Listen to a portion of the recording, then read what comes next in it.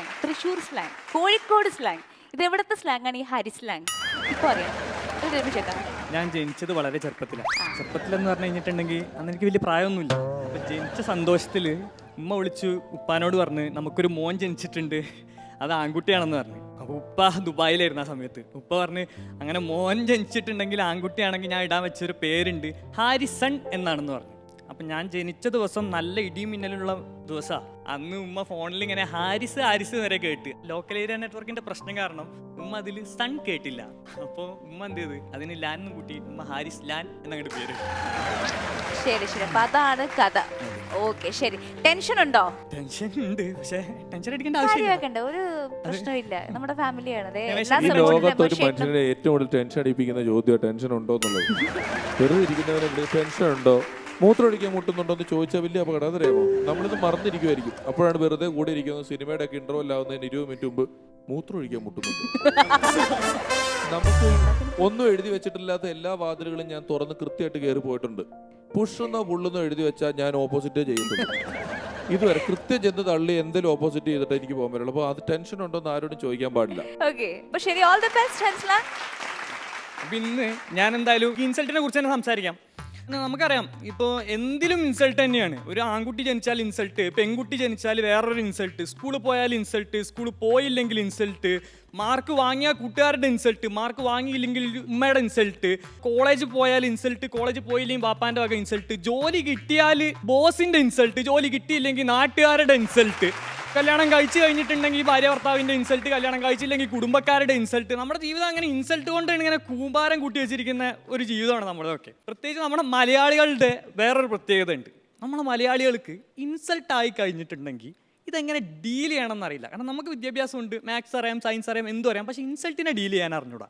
നമ്മളോട് ഇപ്പോൾ ഒരു പബ്ലിക്കലി നമ്മളെ ഒരാൾ ഇൻസൾട്ട് ചെയ്യാണ്. അപ്പോൾ അവൻ വന്നിട്ട് നമ്മളോട് പോടാ, ചേട്ടനെ വിളിച്ചല്ല കേട്ടോ, നീ പോടാ എന്നിട്ടുണ്ടെങ്കിൽ അവൻ തിരിച്ച് നീ പോടാ എന്ന് പറയും. ഇവൻ ഏതട നായ, നീ ഏതട നായ, ഇങ്ങനെ നമ്മൾ തത്തമ്മയെ പോലെ പറഞ്ഞ സാധനം തന്നെ തിരിച്ച് പറഞ്ഞിട്ട് അഡ്ജസ്റ്റ് ചെയ്യാറാണ് പതിവ്, അല്ലേ? പിന്നീടുള്ള സംഭവം എന്താ വെച്ചിട്ടുണ്ടെങ്കിൽ, ഈ പെട്രോളിൻ്റെ വില കൂടുന്നത് പോലെ ആൾക്കാർ ഇടയ്ക്കിടയ്ക്ക് ഇൻസൾട്ടഡ് ആവും. അത് കൂടുതലും സിറ്റുവേഷൻ ബേസ്ഡ് തന്നെയാണ്. അതെന്ന് വെച്ചിട്ടുണ്ടെങ്കിൽ ഇപ്പോൾ നമ്മളൊരു സ്റ്റേജ് പ്രോഗ്രാമിൽ നിൽക്കുകയാണെങ്കിൽ, ഇപ്പോൾ ഇവിടെ ഇപ്പം മാന്യനായിട്ടിരിക്കുന്ന ചിലപ്പോൾ ഒരു വെള്ള ഷർട്ടിൽ പൂക്കളുള്ള ഒരു വ്യക്തി, ഞാനിപ്പോൾ രമേശ് ചേട്ടൻ്റെ പേരൊന്നും പറഞ്ഞ് അങ്ങനെ വ്യക്തിഹത്യ ചെയ്യുന്ന ഒരു ആളല്ല. പുള്ളി ഈ സ്റ്റേജ് പ്രോഗ്രാമിനൊക്കെ കയറിയിട്ടുണ്ടെങ്കിൽ ധർമ്മജൻ ചേട്ടൻ പോലെ പാവപ്പെട്ട ആർട്ടിസ്റ്റുകളെ ഇൻസൾട്ട് ചെയ്തിട്ട് കയ്യടി വാങ്ങുന്ന ഒരു പരിപാടി ഉണ്ടല്ലോ.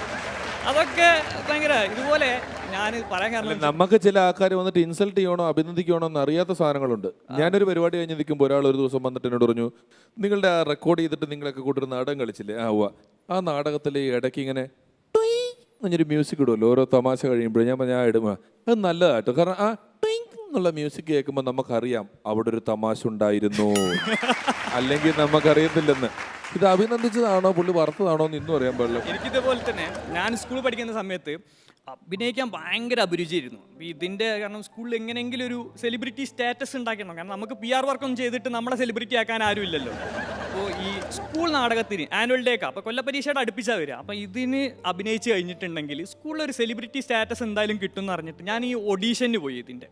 അങ്ങനെ അവസാനം ഒരു മണിയൊക്കെ അടിച്ച് ഒരു റോൾ ഒപ്പിച്ചെടുത്ത് അപ്പോഴേ തുടങ്ങി ആ ടീച്ചർ, ഹരിസ്ലാൻ ഇത് ഭയങ്കര വലിയ പാടുള്ള നാടകമാണ്, നല്ല കടികട്ടിയുള്ള ഡയലോഗുകളൊക്കെ ഉണ്ടാവും, ഹരിസ്ലാൻ എല്ലാം കാണാണ്ട് പഠിക്കണം കേട്ടോ എന്ന്. ഞാൻ പറഞ്ഞു, ഓ ടീച്ചർ ഞാൻ പഠിച്ചോളാം. ഹരിസ്ലാൻ കയ്യിൽ എഴുതാനോ കാലിൽ എഴുതാനോ ഒന്നും പറ്റത്തില്ല, ഹരിസ്ലാൻ അത് കാണാണ്ട് തന്നെ പഠിക്കണം കേട്ടോ എന്ന്. ഞാൻ പറഞ്ഞു, ഓ ടീച്ചർ ഞാൻ പഠിച്ചോളാം, എനിക്ക് പ്രശ്നമില്ല. എനിക്കാണെങ്കിൽ ഈ ഓർമ്മശക്തി എന്ന് പറഞ്ഞ സാധനം പോലും എനിക്ക് ഓർമ്മയില്ലാത്തൊരു സാധനം. ഞാൻ വീട്ടിൽ ചെന്നിട്ട് ഞാൻ ഉമ്മാനോട് പറഞ്ഞു, ഉമ്മ അങ്ങനെ എനിക്ക് നാടകത്തിൽ ചാൻസ് കിട്ടിയിട്ടുണ്ട്, പക്ഷേ ഈ ഡയലോഗ് കുറേ ഉണ്ട് എന്നാണ് പറയുന്നത്, അപ്പോൾ അത് കാണാൻ പഠിക്കണമെങ്കിൽ ഞാൻ ഇപ്പം എന്താ ചെയ്യാറ്? ഉമ്മ പറഞ്ഞു, നീ ആദ്യം പോയിട്ട് മുടി വെട്ട്. ഞാൻ പറഞ്ഞു, എന്തിന്? അതല്ല, മുടി വെട്ടിയിട്ട് നീ 250 രൂപയ്ക്ക് ബ്രഹ്മി വാങ്ങി കഴിക്കും. എന്നാലോ ബ്രഹ്മി കഴിച്ചാൽ ഓർമ്മശക്തി വരും എന്ന് പറഞ്ഞു. അപ്പോൾ ഞാൻ വിചാരിച്ചു നല്ലൊരു ബ്രഹ്മി കഴിക്കാമെന്ന് പറഞ്ഞ് ഞാൻ ബ്രഹ്മി വാങ്ങി. ബ്രഹ്മി കഴിച്ച് കഴിഞ്ഞിട്ട് ഒരു മാറ്റമില്ല, ഒരാഴ്ച കഴിച്ചു.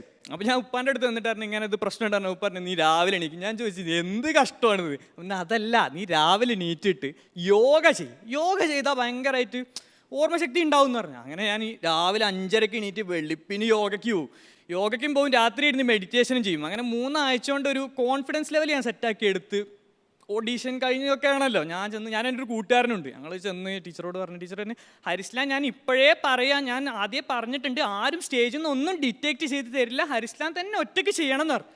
ഞാൻ പറഞ്ഞു വെൽ കോൺഫിഡൻസ്, ഞാൻ പറഞ്ഞു ടീച്ചർ അവിടെ നിന്ന് ടീച്ചർ പറഞ്ഞു ഹരിസ്ലാൻ്റെ റോൾ ഇതിലൊരു ആട്ടിൻകുട്ടിയാണ്. അപ്പം തന്നെ ഞാൻ ക്യാരക്ടർ അങ്ങ് പിടിച്ചു. അപ്പോൾ ടീച്ചർ പറഞ്ഞു ഹരിസ്ലാൻ ഇങ്ങനെ ദാഹിച്ച് പോവുമായിരിക്കും. അപ്പം എൻ്റെ കൂട്ടുകാരനുണ്ട്, അപ്പം നിങ്ങൾ രണ്ടുപേരും ഇങ്ങനെ ദാഹിച്ച് പോകുമ്പം ഇവൻ പറയണം ഹോ എന്തൊരു ദാഹം, കുറച്ച് വെള്ളം കുടിക്കാം.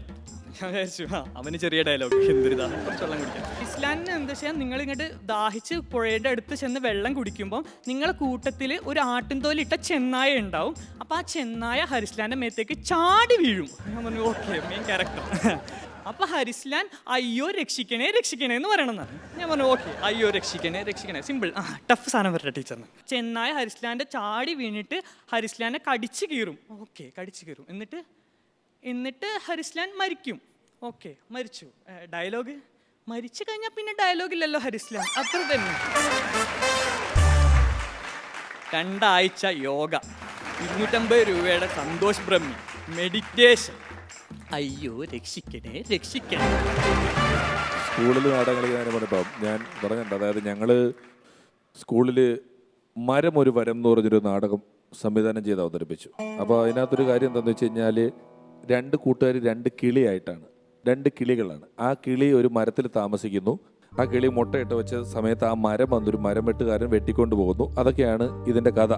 അപ്പം ഞങ്ങളുടെ കൂട്ടത്തിലൊരു പുച്ഛപ്പാർട്ടിയുണ്ട്. ഈ നാടകം ഒന്നും നന്നാവില്ല എന്ന് നേരത്തെ ഫിക്സ് ചെയ്ത് വെച്ചിട്ടുള്ള എന്തോ നാടകം നിങ്ങൾ കളി എന്നൊക്കെ പറഞ്ഞിട്ട് ഇങ്ങനെയൊക്കെ പറയുന്ന ഒരുത്തനാണ്. അപ്പോൾ ഞാനാണ് നാടകം സംവിധാനമൊക്കെ, ഞാനെല്ലാം പഠിപ്പിച്ചു, കാര്യങ്ങളൊക്കെ റെഡിയായി. അപ്പം മരം നല്ല കാർഡ്ബോർഡിലൊരു മരം വെട്ടി ഉണ്ടാക്കിയിട്ടുണ്ട്, ഒരു 5-6 അടി പൊക്കത്തിൽ മരം വെട്ടി ഉണ്ടാക്കിയിട്ടുണ്ട്. 2 പേര് മറ്റേ ചുണ്ടൊക്കെ ഫിറ്റ് ചെയ്ത് കുരുവിയായിട്ട് നിൽക്കുന്നുണ്ട്. ഞാൻ മരം വെട്ടുകാരനായി കഴിഞ്ഞു. അപ്പം ഈ പുച്ഛ പാർട്ടി അവന് ക്യാരക്ടറൊന്നും അഭിനയിക്കാനൊന്നുമില്ല, ഞാനൊന്നും ഇല്ല എന്ന് പറഞ്ഞപ്പോൾ നമ്മൾ പറഞ്ഞൊരു കാര്യം ചെയ്യും, ഈ മരം സ്റ്റേജിൽ പിടിച്ചുകൊണ്ട് നിൽക്കേണ്ട ഉത്തരവാദിത്വം അവനാണ് സ്റ്റേജിൻ്റെ ബാക്കിൽ ഒത്ത നടുക്കിൽ ഈ മരം കാർഡ്ബോർഡ് ഉണ്ടാക്കിയ മരം ബാക്കിൽ നിന്ന് ഇങ്ങനെ പിടിച്ചുകൊണ്ട് നിൽക്കും, ഒളിച്ച് നിൽക്കും. അങ്ങനെയാണ് നമ്മൾ പ്ലാൻ ചെയ്തത്. നാടകം തുടങ്ങിയിട്ട് ഇതൊരു സക്സസ് ആവാൻ തുടങ്ങിയിട്ട് ഒരു രക്ഷയില്ല. പിള്ളേരൊക്കെ അങ്ങ് ഏറ്റെടുത്ത് കുരുവി വരുമ്പോൾ കൈയടിക്കുന്നു, മറ്റേ കിളി വരുമ്പോൾ കൈയടിക്കുന്നു, മരം വെട്ടുകാരൻ വരുമ്പോൾ ആൾക്കാർ കൂവുന്നു. അങ്ങനെ ഈ നാടകം കയറി സൂപ്പർ മെഗാ ഹിറ്റ് ആയിക്കൊണ്ടിരിക്കുമ്പം ക്ലാസ്മേറ്റ്സിൽ നരൻ മരിച്ച പോലെ ഈ മരത്തിൻ്റെ ബാക്കിൽ നമ്മുടെ സുഹൃത്ത് നിന്ന് ചാകുക. കാരണം അവന് ഒരു പ്രശസ്തിയും കിട്ടുന്നില്ലല്ലോ. ബാക്കിയുള്ള അവൻ്റെ കൂട്ടുകാരൊക്കെ സ്റ്റാർ ആയിക്കൊണ്ടിരിക്കുക. അവനിത് കാണുക, അവൻ ഇതിൻ്റെ ബാക്കിലുണ്ടെന്ന് പൊതുജനം അറിയുന്നില്ല. പക്ഷേ ബാക്കിയുള്ള കൂട്ടുകാരൊക്കെ സ്റ്റാർ ആകുന്നു. ഇവൻ എന്ത് ചെയ്യണമെന്നറിയാതെ ഇവൻ ഈ മരത്തിൻ്റെ ബാക്കിൽ നിന്ന് ഇവൻ അവിടെ ഉണ്ടെന്ന് കാണിക്കാൻ വേണ്ടി തല ഇങ്ങനെ ഒന്ന് വെളിയിലേക്കിടും, പിന്നെ അകത്തേക്കിടും, പിന്നെ തല വെളിയിലേക്കിടും, പിന്നെ തല അകത്തേക്കിടും. അങ്ങനെ നാടകം കഴിഞ്ഞു. ഞങ്ങളുടെ നാടകത്തിൻ്റെ ഫസ്റ്റ് പ്രൈസ് കിട്ടി. ഫസ്റ്റ് പ്രൈസ് അനൗൺസ് ചെയ്യുന്ന കൂട്ടത്തിൽ അവിടെ വന്ന ജഡ്ജ് ഒരു കാര്യം കൂടെ അനൗൺസ് ചെയ്തു. ആ നാടകം വളരെ നന്നായിരുന്നു, ആ നാടകത്തിൽ നല്ലൊരു സന്ദേശമുണ്ട്, അതിലെ അഭിനേതാക്കളെല്ലാം വളരെ നന്നായിരുന്നു. ഒപ്പം എന്നെ അത്ഭുതപ്പെടുത്തിയ ഒരു പ്രത്യേക കാര്യം എന്താണെന്ന് പറഞ്ഞാൽ ആ നാടകത്തിൻ്റെ ആർട്ട് വർക്ക് വളരെ നന്നായിരുന്നു. കാരണം അവരൊരു നല്ല മരമുണ്ടാക്കി, ആ മരത്തിൻ്റെ പൊത്തിൽ നിന്നും ഇടയ്ക്കിടയ്ക്ക് ഒരു മൂങ്ങ തല പുറത്തേക്കിടുന്നത്, അതിന് പ്രത്യേക അഭിനന്ദനങ്ങൾ കിട്ടി. അന്ന് തൊട്ട് മൂങ്ങ സുജിത്ത് എന്നാണ് പുള്ളി അറിയപ്പെടുന്നത് ഞങ്ങളുടെ നാട്ടിൽ.